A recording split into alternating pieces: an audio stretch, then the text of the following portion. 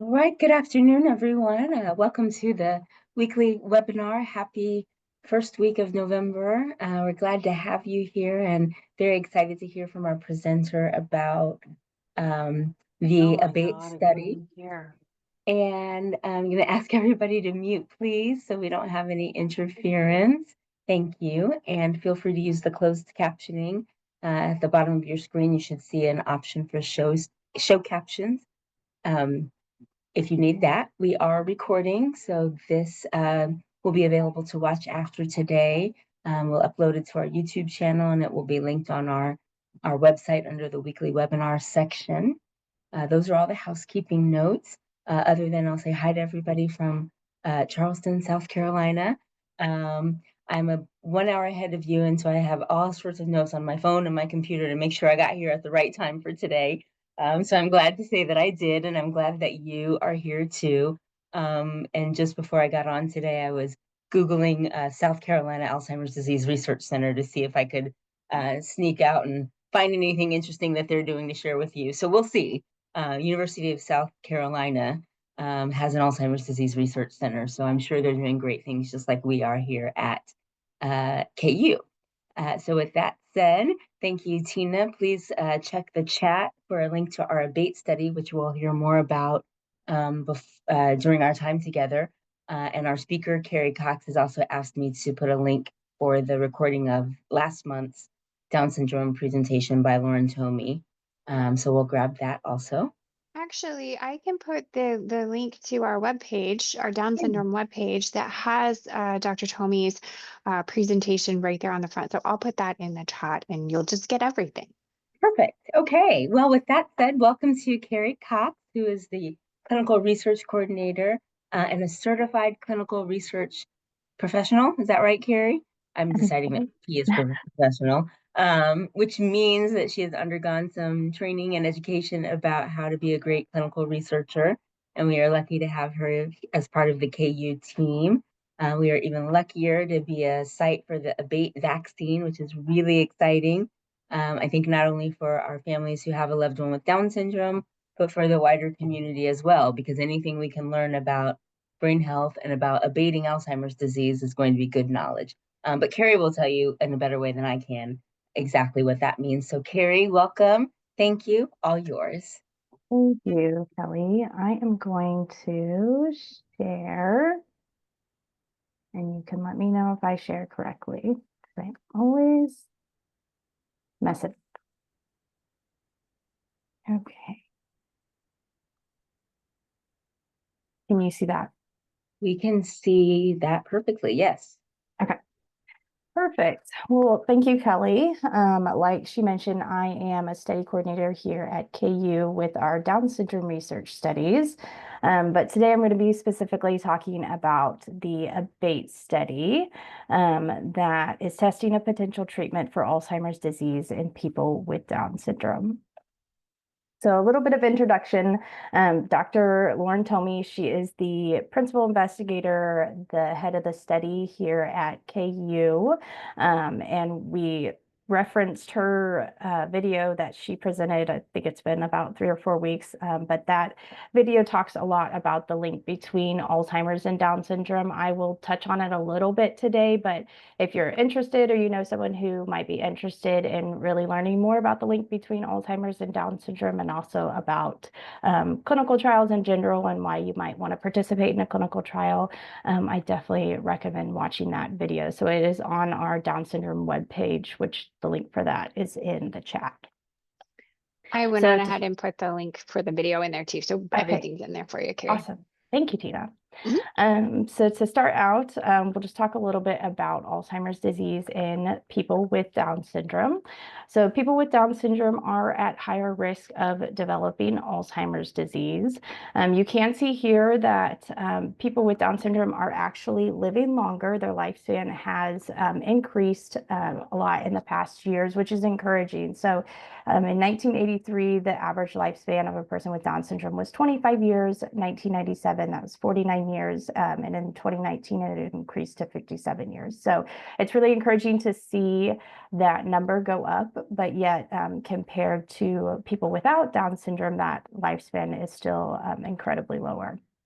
So most people with Down syndrome often develop Alzheimer's, which is a type of dementia as they age and as they get older. And Alzheimer's can reduce the quality of life and shortens the lifespan. So this goes into a little bit on why the risk is higher. So people with Down syndrome have an extra copy of a gene called the APP gene, and that stands for amyloid precursor protein.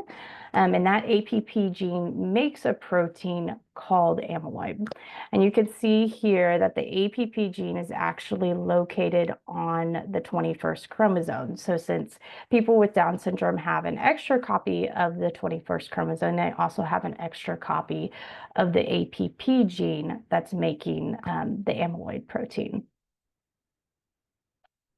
So this next slide kind of gives you like a step-by-step, and you can see here that because of that extra copy of the APP gene, people with Down syndrome make significantly more amyloid protein. And as that amyloid builds up in the brain, it forms clumps that we call plaques. And those clumps and those plaques will stick to the brain, thus causing Alzheimer's disease and memory and thinking problems. These are some signs and just possible signs of possible dementia to be on the lookout for, not only for people with Down syndrome, but just symptoms of Alzheimer's dementia in general. So some things that the loved ones and people with Down syndrome might want to be mindful of is forgetfulness, social withdrawal, disorientation. If you're seeing a loss of daily living skills, seeing changes in their personality, sometimes there'll be development of seizures. If you're seeing changes in their sleep patterns, if they're, sleeping significantly more, significantly less, any major weight changes, aggressiveness in behavior, behavioral changes, and then also loss of speech. So these are just things to be on the lookout for and signs of possible dementia. There are tests for Alzheimer's in people with Down syndrome, so things that we can use to test for Alzheimer's. So we do thinking and memory tests by the age of 40. We do lab tests looking at their blood. We do neurology examinations, and then we also do brain imaging. So there's MRI and PET scans, and these are different scans we're able to look at the structure of a person's brain. And with PET scans, we're also able to look at different proteins and chemicals in the brain. So looking at, for example, that amyloid protein that we were talking about, we're able to look at that on PET scans. So a really important thing is that we're still needing treatment for Alzheimer's in the Down syndrome community. And while Alzheimer's is mostly the same in people with and without Down syndrome, there's a couple of differences. There's differences in the way Alzheimer's disease develops for people with Down syndrome and also when it develops. So since they have that extra copy of the APP gene, they are having the amyloid buildup happen much faster. And so it tends to happen significantly faster than it does for people who don't have Down syndrome. So unless we're able to test these treatments in people who have Down syndrome, we can't know whether these differences will affect how the treatment works, or even if the treatment is going to work with people who have Down syndrome. So we do have some treatments that are approved for Alzheimer's disease, but none of these treatments have been tested in people with Down syndrome yet. Because of that, we are doing research and clinical trials to kind of help us find these treatments. So research helps us answer questions that are really important to our Down syndrome community, their family members, their caregivers. It helps us, answer questions of how can we earlier diagnose Alzheimer's? How can we use lifestyle interventions to potentially lower our risk of developing Alzheimer's or developing these memory and thinking problems? And then clinical trials are a type of research that tests new treatments to see if they're safe and how they work in a person's body. So the ABATE study, which is the trial that I'm talking about today, is designed specifically to test a potential treatment for Alzheimer's, both in people with and without Down syndrome. So that's just a little bit of kind of background and science behind Alzheimer's disease and Down syndrome. Again, if you want more information, Dr. Tomei's webinar that she did gives a lot more detail about that. So going into more details about the ABATE study, it's testing, again, a treatment for Alzheimer's. This treatment has not yet been approved, so it's not yet on the market. We started by testing this treatment in about 40 people who had early Alzheimer's but did not have Down syndrome. And now we've moved on. The study is now testing the treatment in Alzheimer's in people with Down syndrome. There's a group that's called the Alzheimer's Clinical Trials Consortium for Down syndrome.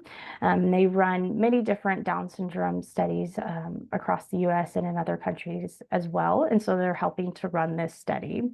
And they're wanting to recruit about 80 people with Down syndrome to participate in this study across 3 different countries. So it's really cool. This study is happening not only here in the US, several sites across the US are participating, but also in Spain and the UK as well. They have the same exact study with people with Down syndrome.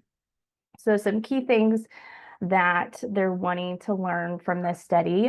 They want to learn more about the safety of the treatment, how safe it is, making sure that it is safe, learning more about how it works inside of the body, not just in the brain, but how it works inside of your body as a whole.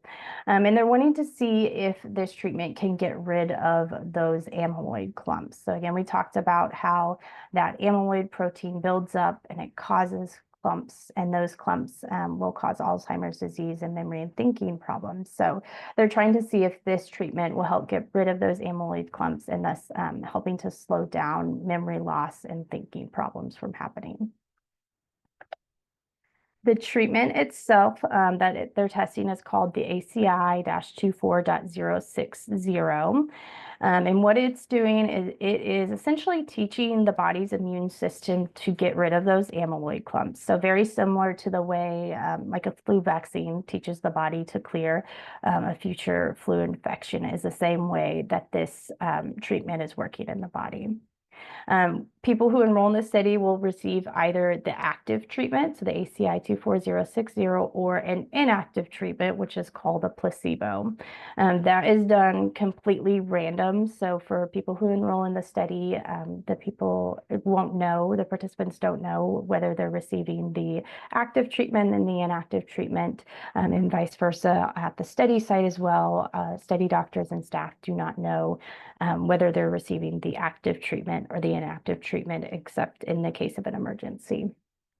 Some other things I like to point out is all of the treatment, the test, any doctor's visits that they do for the research study or the clinical trial are included at no cost. So participants do not have to pay anything to participate in the study.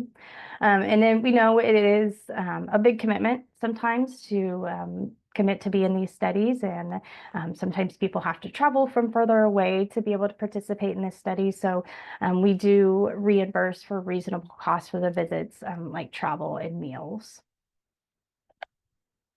This just kind of gives a snapshot of who we're looking for to participate in this study. So for this study in particular, they are looking for people with Down syndrome, but who do not have a dementia diagnosis.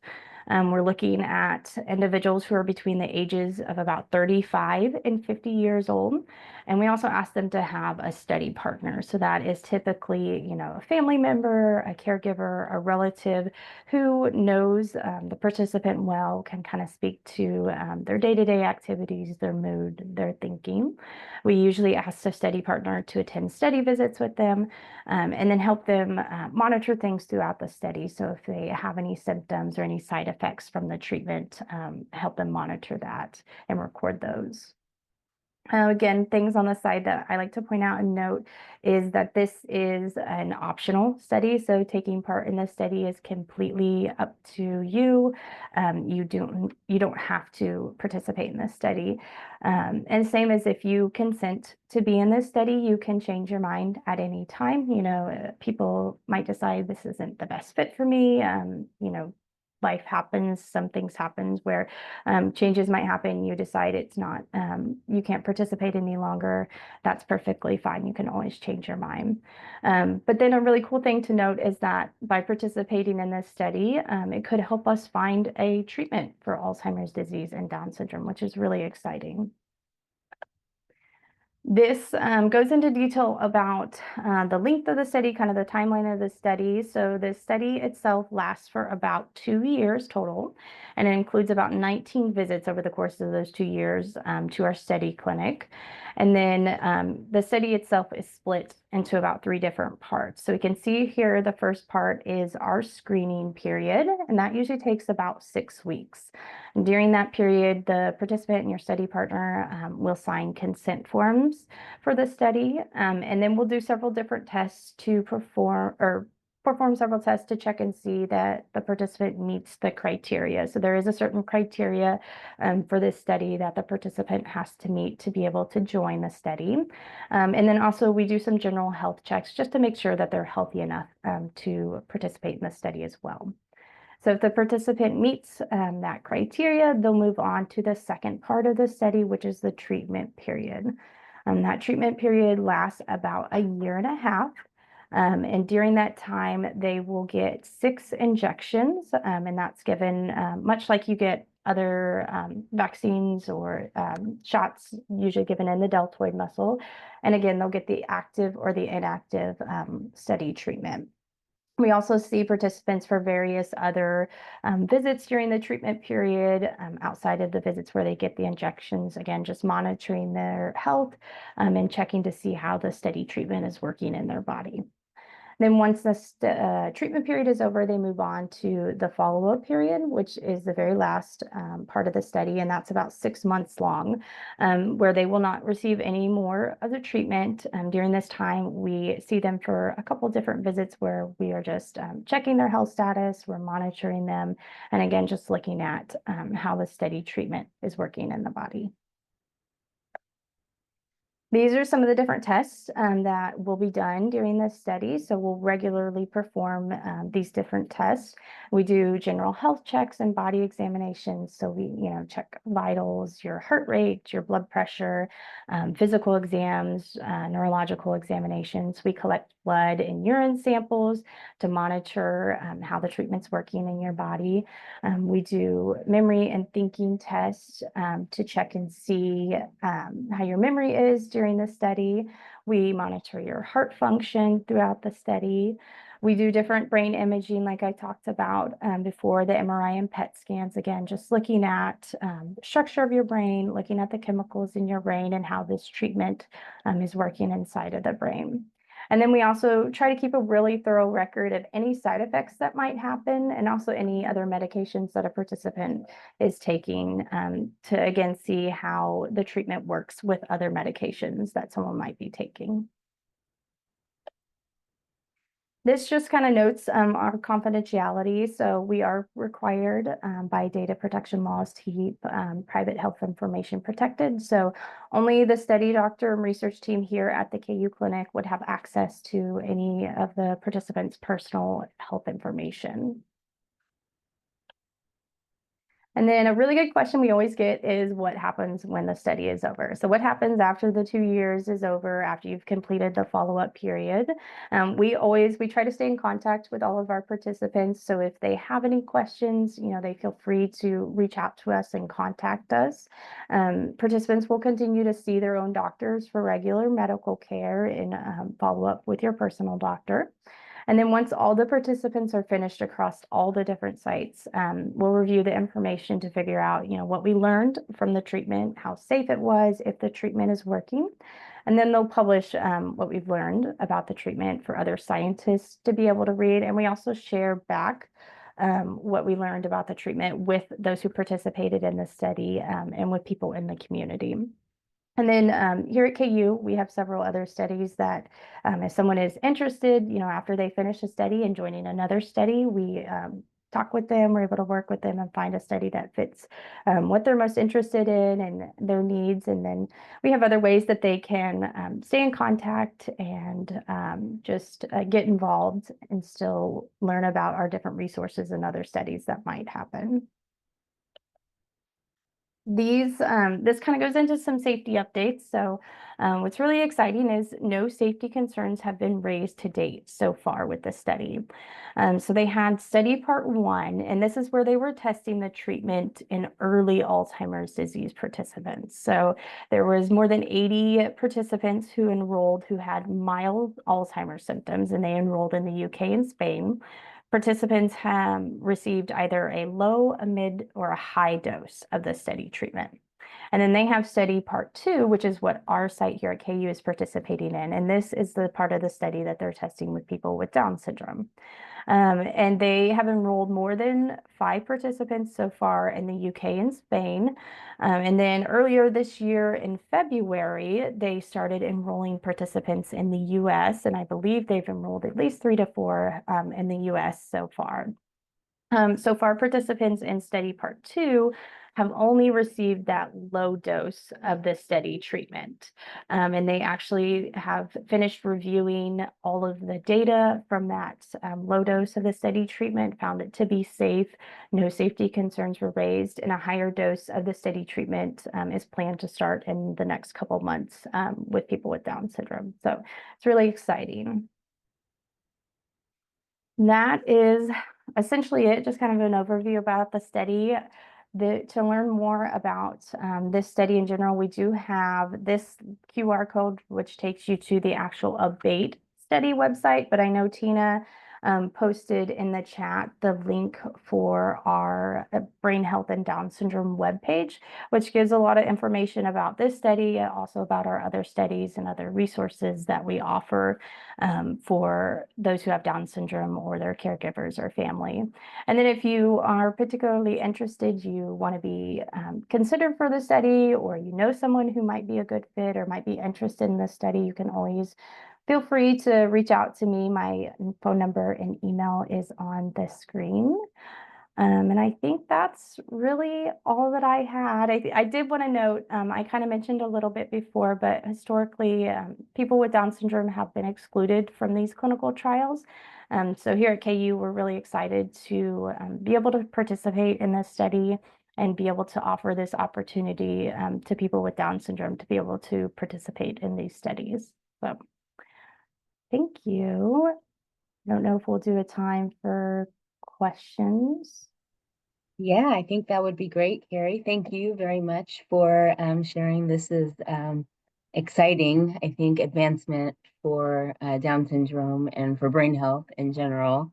And I hope the next 2 years will be full of a lot of fruitful discoveries and achievements that we can share with everybody. If you all have questions, feel free to unmute yourselves or use the chat, and we'll get some answers for you. If you were not here when we started putting the links in the chat, let me know, and we can copy them again into the chat so you can have access to the Down syndrome website and the recording of Dr. Tomey's webinar from October 24th. And the ABATE study itself, which is also linked on Carrie's slide. So any questions from anybody? Anything you were hoping to hear and still want more information about before we wrap up for the day?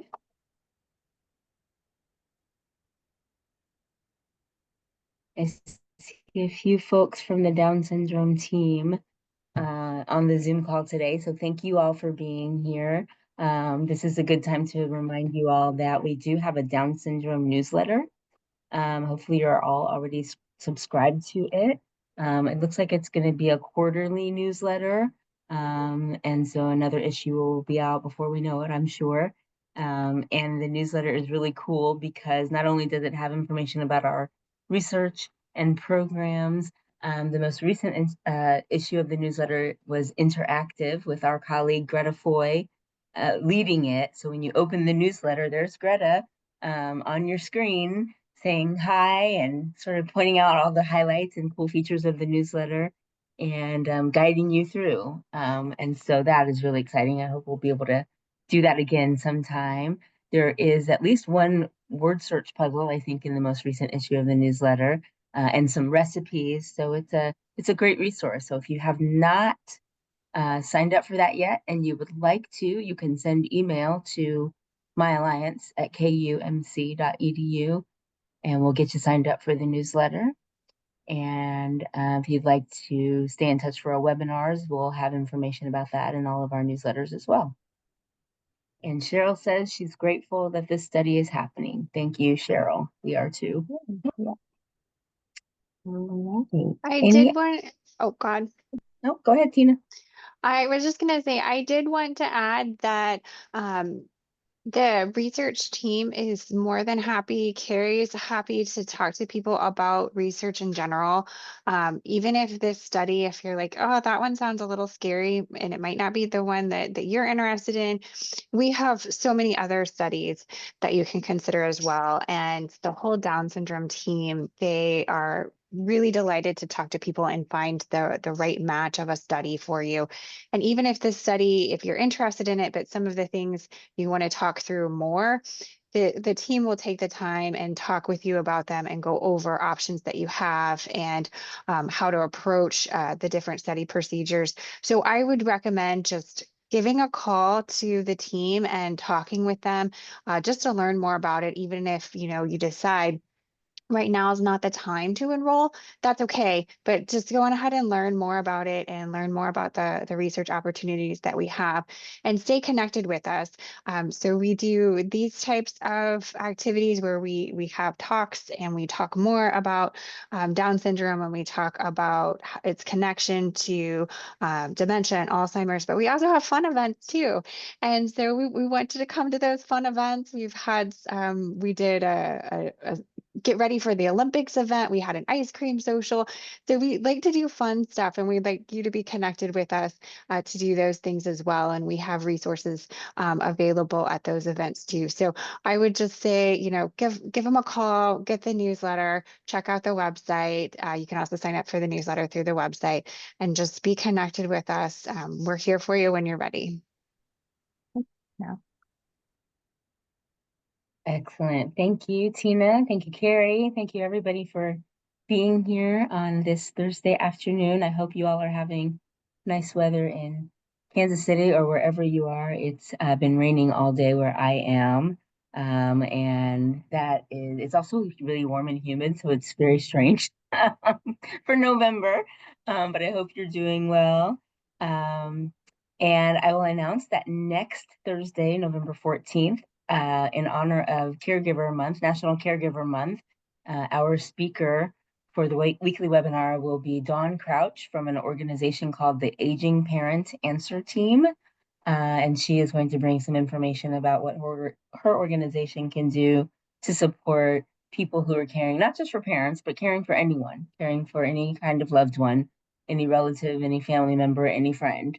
And we met Dawn in August at our in-person webinar with Sonia Jury, who is the author of the book, Mom Forgot My Birthday. And Dawn said that she had some great information to share. So she'll be with us next Thursday, November 14th. So join us as you can. And again, even though the name of the group is the Aging Parent Answer Team, she's got answers for all kinds of people. So we'll be here next Thursday at 2 o'clock Central Time. We will record and make it available. And thank you, Tina, for linking to the newsletter. It is a great newsletter full of information for all kinds of folks. So check out that link there. And with that, we'll go ahead and wrap up for the day. We'll leave the screen open for a little bit in case you want to copy down any of the links in the chat. Otherwise, have a great week. We'll see you next time. I'll be back in Kansas City and be happy to say hi to you from there. All right, everybody. Thank you so much. Kelly. Thanks, Bye-bye. Carrie. Take care. Safe travels, Kelly. Thank you.